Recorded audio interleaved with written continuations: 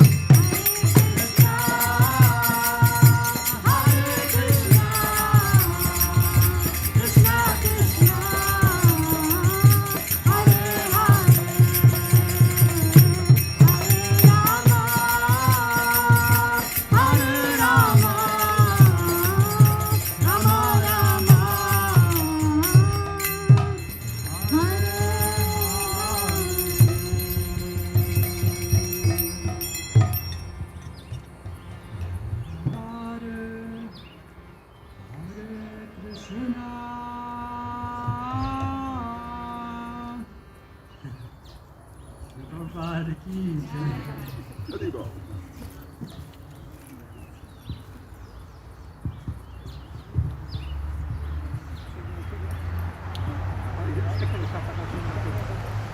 No, I thought I saw a creature. You want me to change it? No. Hare Krishna, dear devotees and friends. A very warm welcome to you all to this home program at the home of Meeta Maharaj, Danadar Prabhu and Chaladni Mataji. We thank you all for coming. If I could kindly request you all to kindly please keep your masks on at all times, and please don't also drop it below your nose, and just keep a distance amongst yourselves. I do apologize, but it's just the current South African COVID regulations. And if everyone could kindly also just keep their distance from His Holiness Bhakti Chaitanya Swami Maharaj as well. Everyone's protection and safety is vitally important to us all. So, dear devotees, the next part of this particular program will be a class by His Holiness Bhakti Chaitanya Swami Maharaj. I'd like to just read a purport from the Srimad Bhagavatam, Canto 3, Chapter 19, Text 37.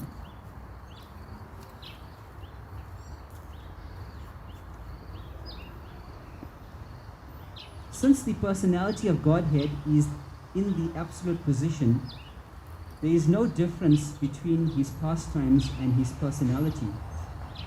Anyone who hears about the pastimes of the Lord associates with the Lord directly, and one who associates directly with the Lord is certainly freed from all sinful activities, even to the extent of the killing of a Brahmana, which is considered the most sinful activity in the material world. One should be very eager to hear about the activities of the Lord from the bona fide source, the pure devotee. If one gives oral reception to the narration and accepts the glories of the Lord, then he is qualified. So dear devotees, we all know His Holiness Bhakti Chaitanya Swami Maharaj very, very well. Maharaj, we all can admit, has been a pillar of strength to us all over the many years, especially in recent times. And I can personally say, since I've known Maharaj for just well over a decade now, and dealing with Maharaj on a very personal level, that Maharaj is spotless in character. So we're very fortunate to have Maharaj addressing us this afternoon. So without further ado, if Maharaj, you could kindly address us now. Thank you very much. Sorry, dear devotees, before Maharaj addresses us, could we kindly welcome him by raising our hands and loudly chanting, Hare Krishna, Hare Krishna. Krishna, Krishna, Hare Hare. Hare Rama, Hare Rama, Rama Rama, Hare Hare.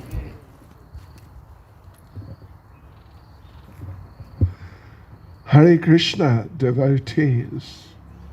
Is this level of volume okay? It's the neighbors. Okay, thank you. Yeah, don't get too close to me because I don't know what'll happen to you. You'll catch it, whatever it is. Right, well, you know, devotees, that today is Saturday the 13th of November. And as I understand, the 19th is the last day of Kartik. Am I right? I think it is. So that's just 6 days or so. We don't really have a lot of time to make the most of it, because it's Krishna consciousness is always very special, unique actually, but Krishna consciousness in Kartik this month, this lunar month, is just in a category of its own. So what I want to do, devotees, is read a series of verses. These verses have been selected by Srila Sanatana Goswami, one of the 6 Goswamis, great authorities in the line of Krishna consciousness. So he has selected these verses and more. I've just taken some of them out.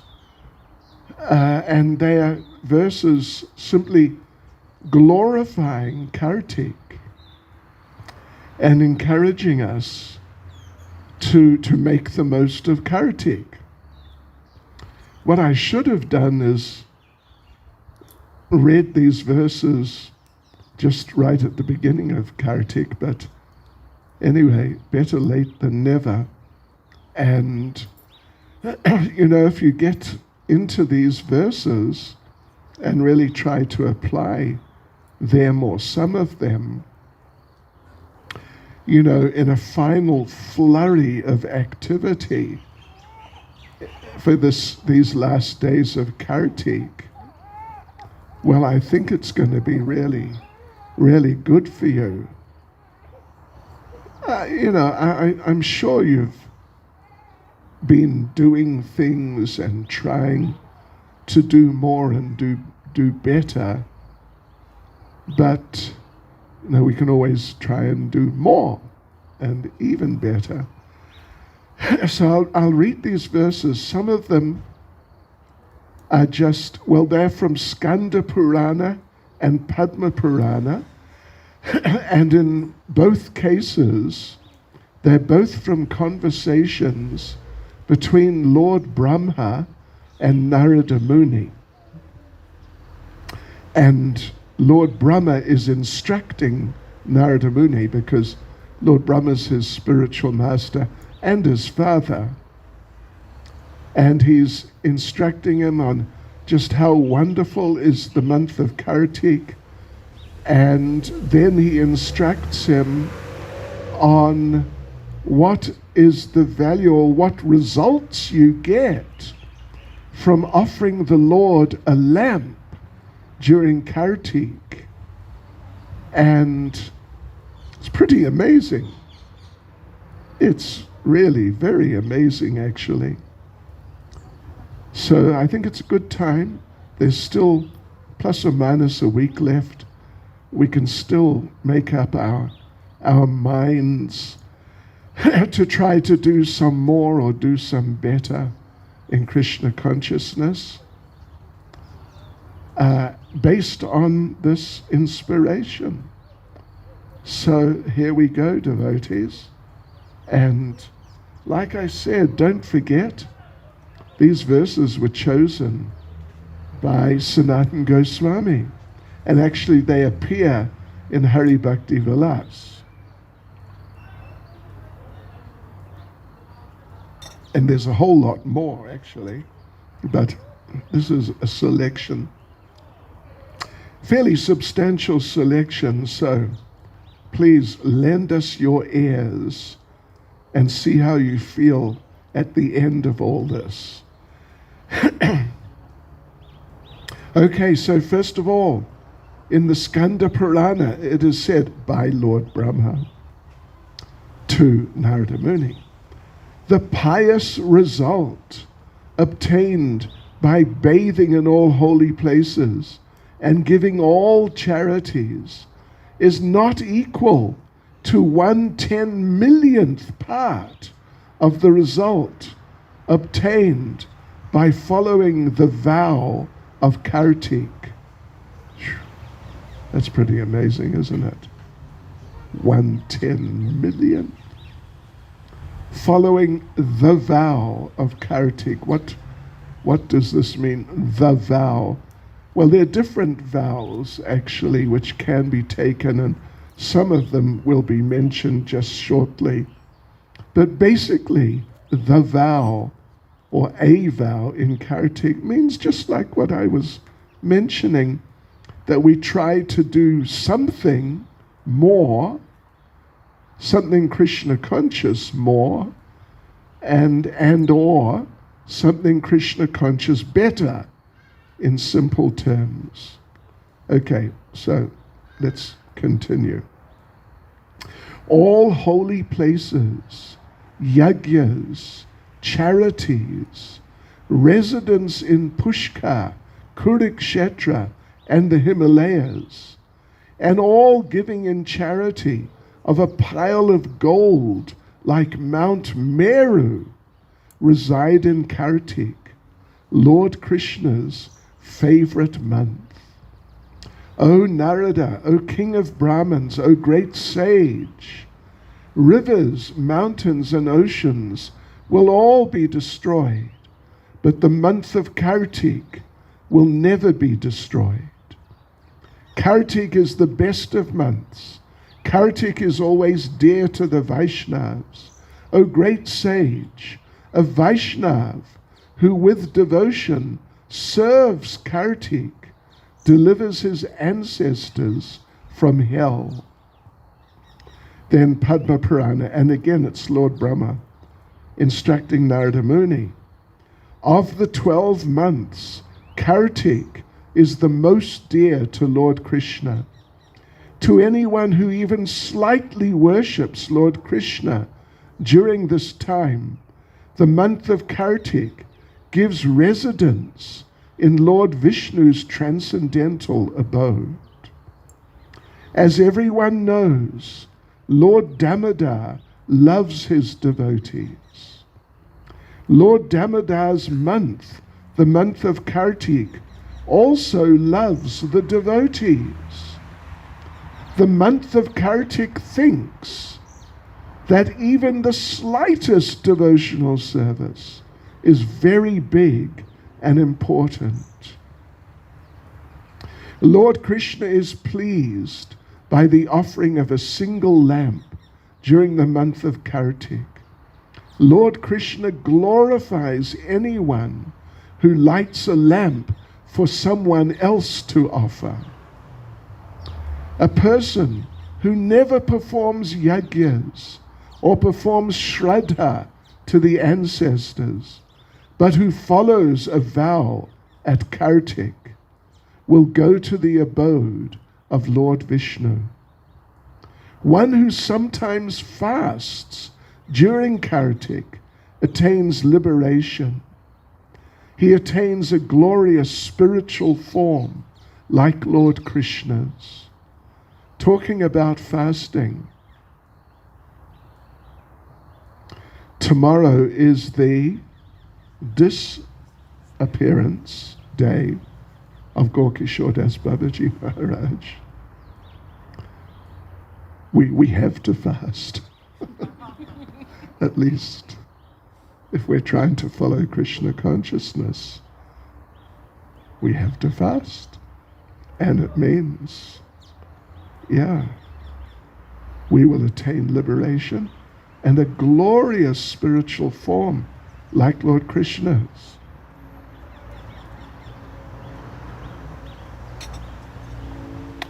One who, during the month of Kartik, gives a small gift to Lord Vishnu, attains a result that will never be destroyed.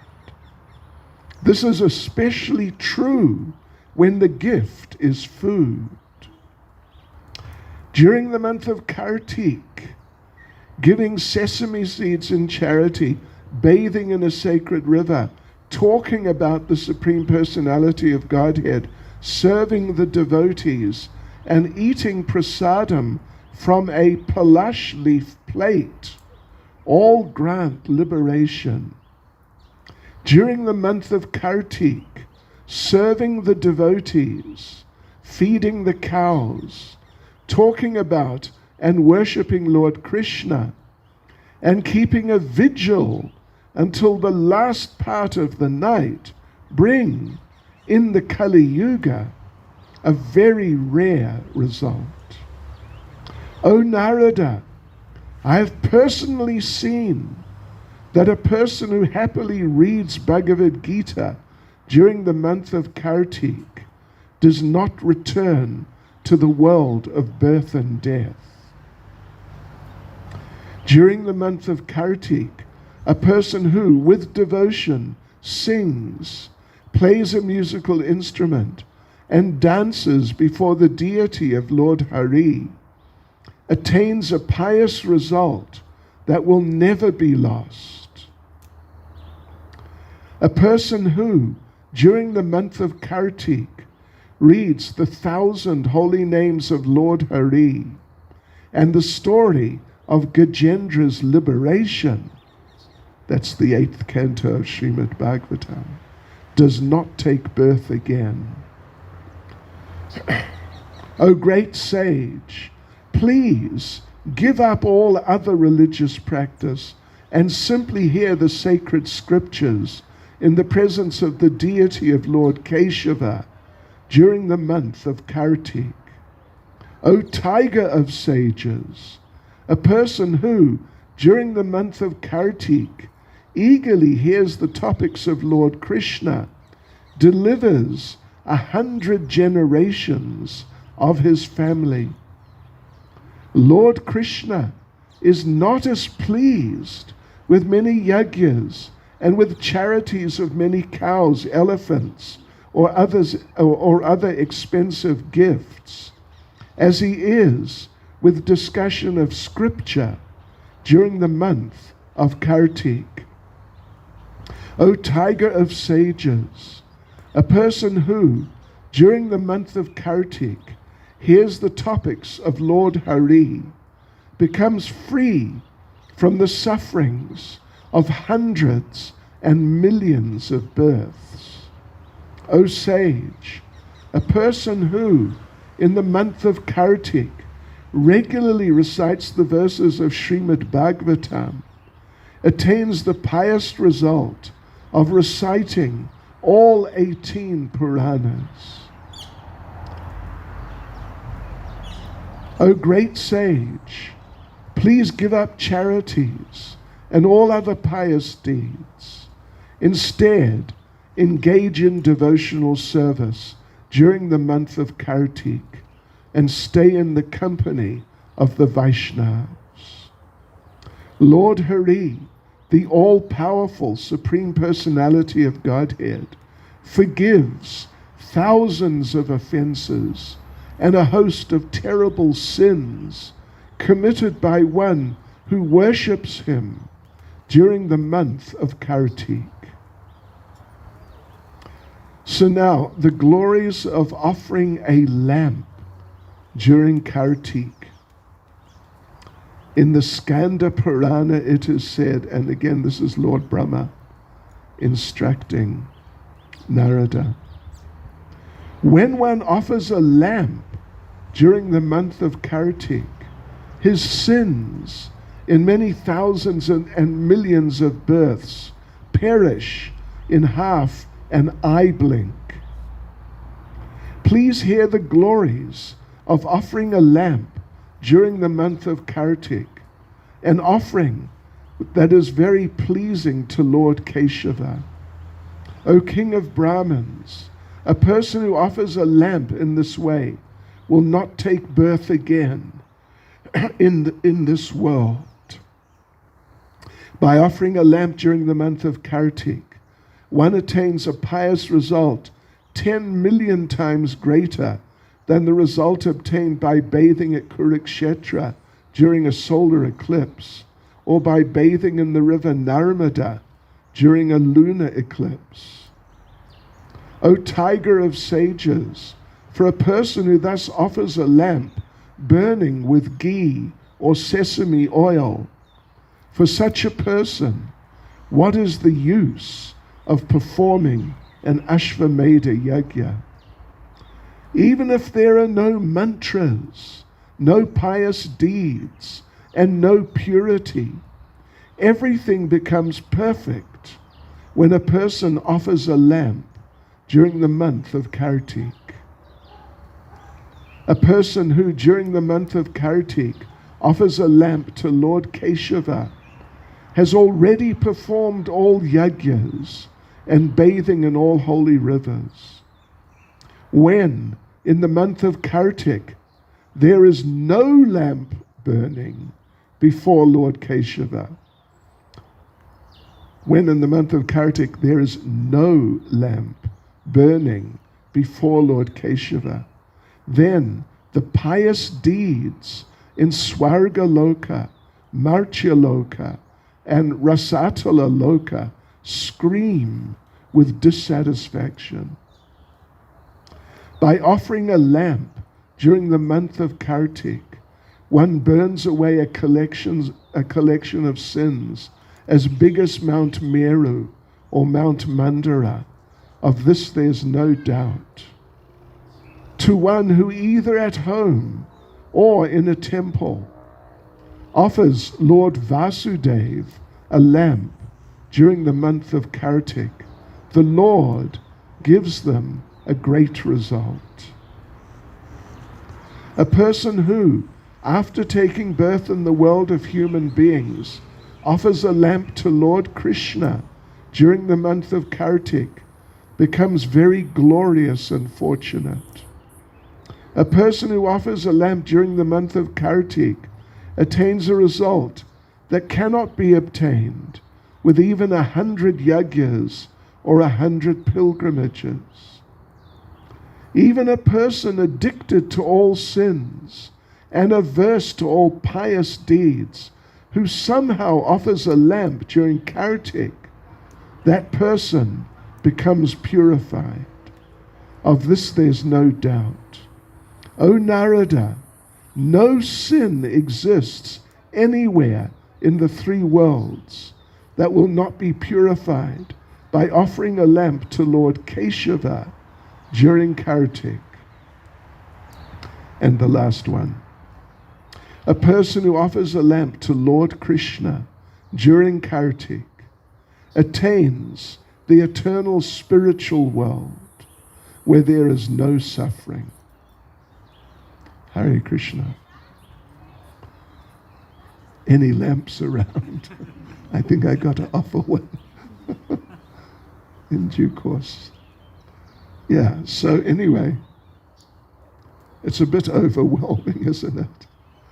I mean, some of it, if you think about it, there, arguably there could be sort of some elements of karma kandya to a little degree.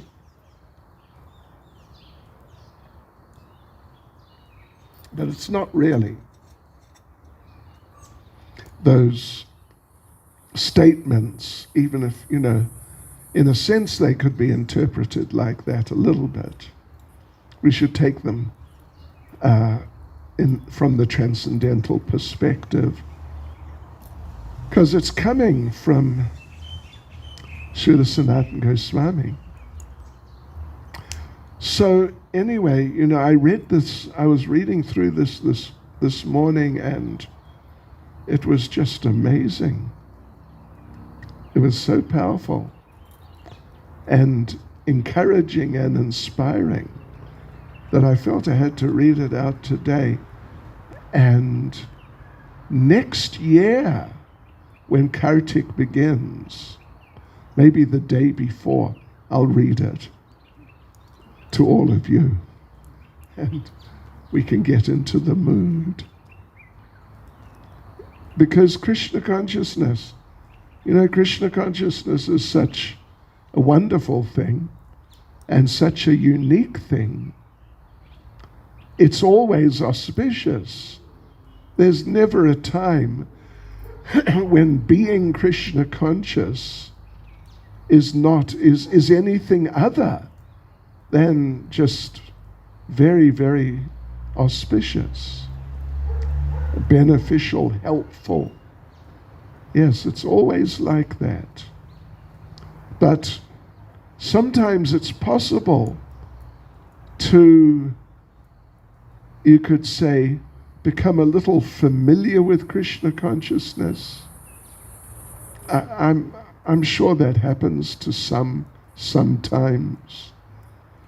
We take Krishna consciousness for granted in different ways or in different senses.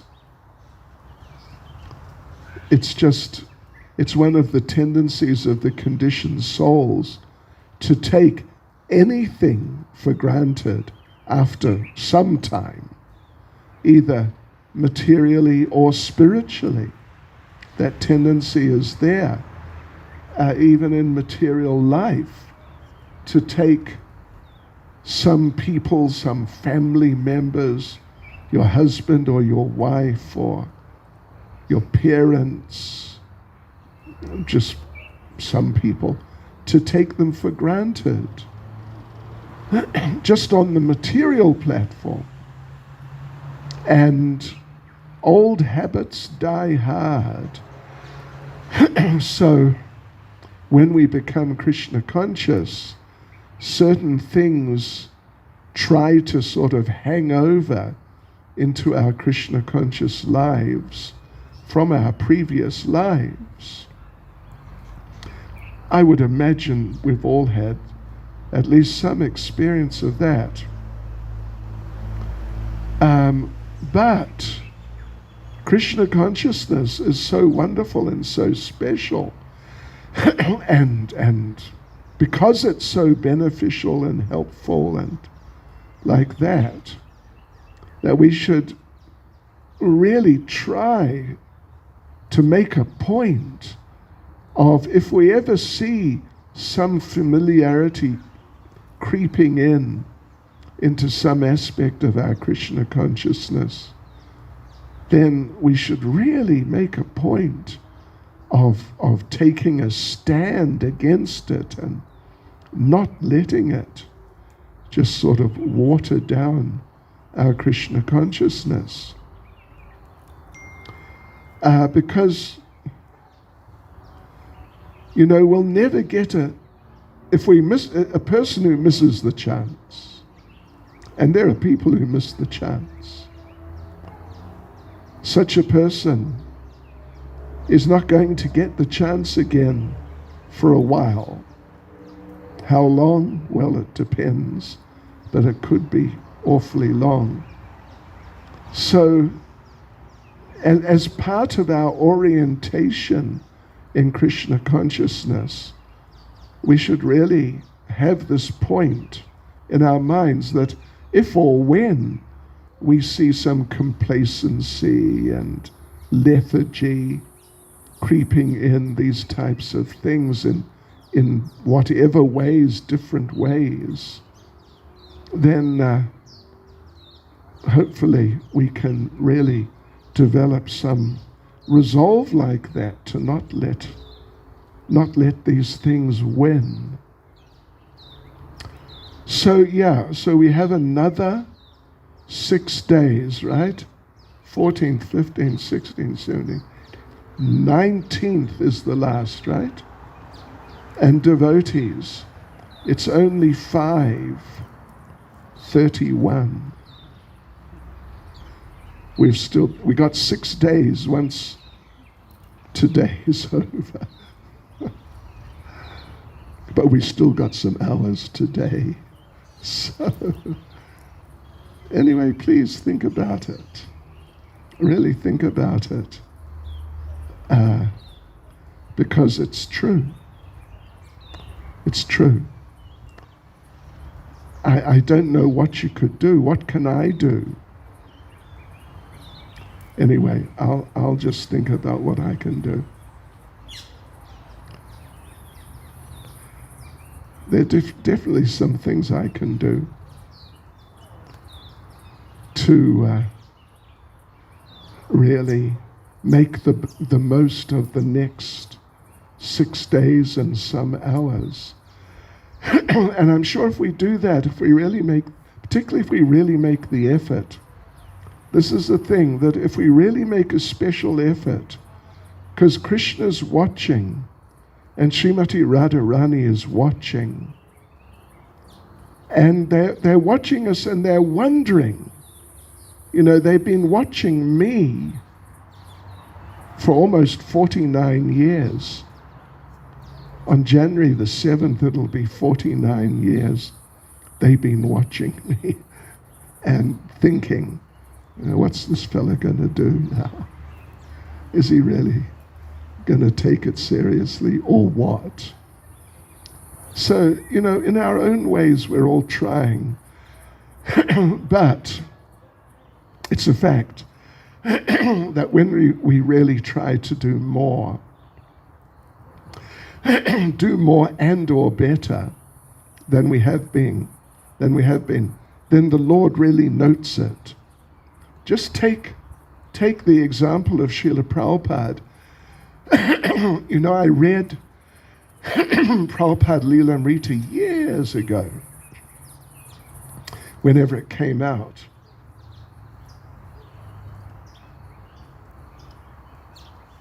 And I was appreciating the efforts that Srila Prabhupada was making. But now we've been reading it most evenings regularly from the beginning again, and we're somewhere in the second volume now. Prabhupada's in 26 Second Avenue and the programs are going on. So quite a lot has happened. But just reading through the Prabhupada Leelamrita, it really deepened my appreciation of what Srila Prabhupada did and what Srila Prabhupada was up against. It's incredible, actually, what he was up against, literally on his own, against the world, you could say. But he never gave in.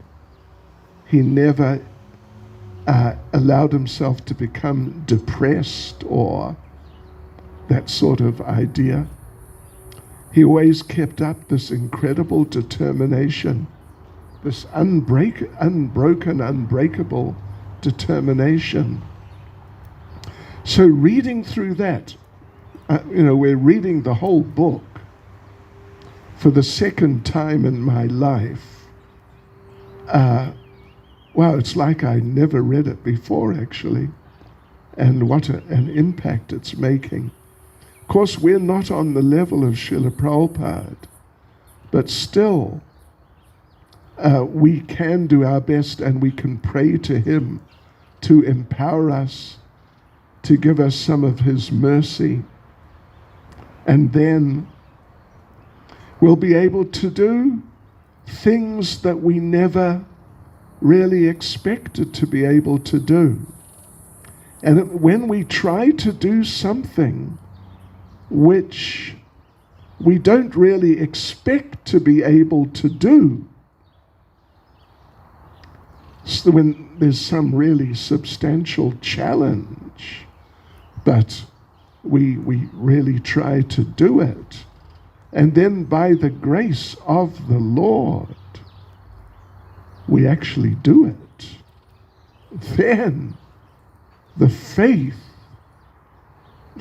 in the Lord, not just faith, but realization of who is the Lord and what is the Lord and what can be done by his mercy, it really expands and develops exponentially, something like that. So devotees, that's my idea for all of you. Why don't you think, what could you do for these next 6 days, culminating in when we offer lamps to Yashoda Damodar for the last time this year? I mean, there's no rule that on the 20th you can't offer a lamp to Damodar if you want.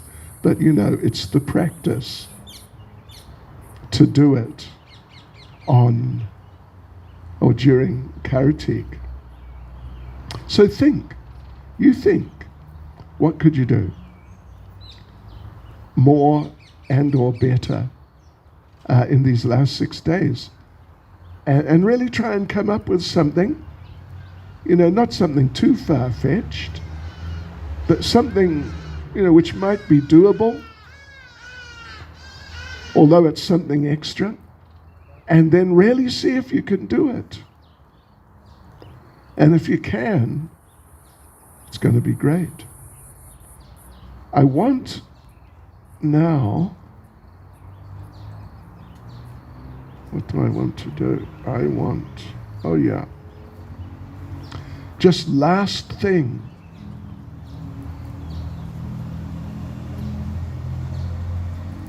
Oh, it's the sun. Oh.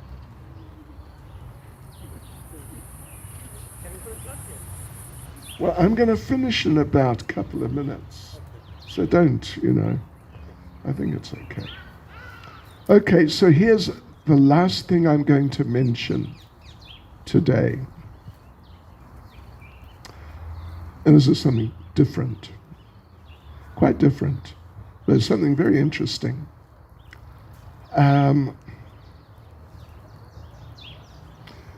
This whole month, we offer lamps, and we're going to, I assume, just now, and lamps will be coming shortly, to Yashoda and Damodar. But every day, if we're taking part in this sort of program every day, at the end of the kit, we sing Damodar Astakam, and then at the end of the Damodar Astakam, we sing Jaya Radha Damodar. I don't think we sing much, if at all, Jai Yashoda Damodar. But it's all about Yashoda and Damodar. But, devotees, there is a pastime of Radha and Damodar. Yeah. And this is pointed out by Srila Jiva Goswami in his Priti Sandarbha. And he quotes in his Priti Sandarbha, I don't know if any of you have it or have read it or tried to read it, but if you have got it, you can have a look if you want. It's in what they call Anuchhed 367. Kind of more or less means chapter, something like that, or like section at least. Anuchhed 367. Srila Jiva Goswami, first of all, he introduces the subject of Radha Damodar, not just Yashoda Damodar, but Radha Damodar. And he says there, in Srimad Bhagavatam, 10th canto, chapter 32, verse 6, is described another kind of gopi. A gopi who thinks Krishna is mine. This gopi is also situated in the midst of the gopis. Her position is very rare and exalted. She has a special kind of love for Lord Krishna, thinking, Krishna is my property. She stares at him with frowning glances and enjoys other like pastimes with him. This particular gopi is Sri Radha.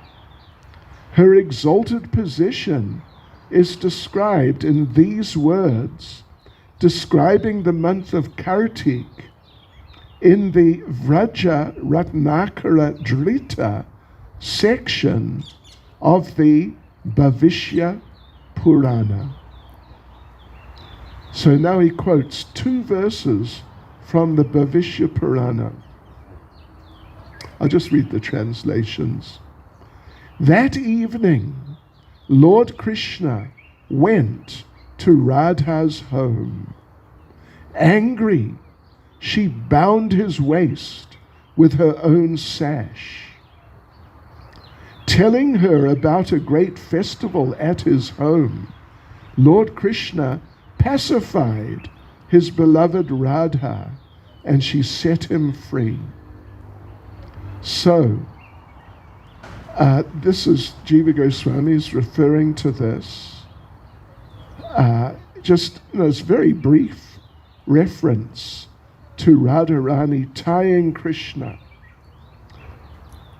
But then Jiva Goswami gives a commentary in one of his books with reference to these two verses, and he explains about Radha Damodar in little more detail. Listen to this. So again, I'm just reading the English translation. In Goloka Vrindavan, Lord Krishna eternally assumes a youthful form. In this form, he enjoys in various ways, along with his beloved Srimati Radhika. Once, during the Kartik month, he stayed home to celebrate the festival arranged by Purnamasi. Due to the festivities that day, he arrived late at night to meet Srimati Radhika. In a state of anger, she tied him up using her waistband as a rope. Krishna then explained everything that had taken place at his home that caused the delay. This story appeased her, after which Krishna said to her, O slender-waisted Radhika, I am most satisfied by this action of you in binding me lovingly by your waistband. O beautiful lady, this name of mine, Damodar, has now become dearer to me. In this world of mine, no other name is as dear to me as this name. By chanting this name, one will attain all perfection, along with the rarest forms of devotional service. One will be able to stay eternally in my abode by chanting this name. In the near future, when Mother Yashoda will bind me to the mortar, this name of mine will be manifest in the material world. In this month of Kartik, one who worships me with you, according to the rules of the scriptures, will attain the fulfillment of all desires. So there you go, devotees.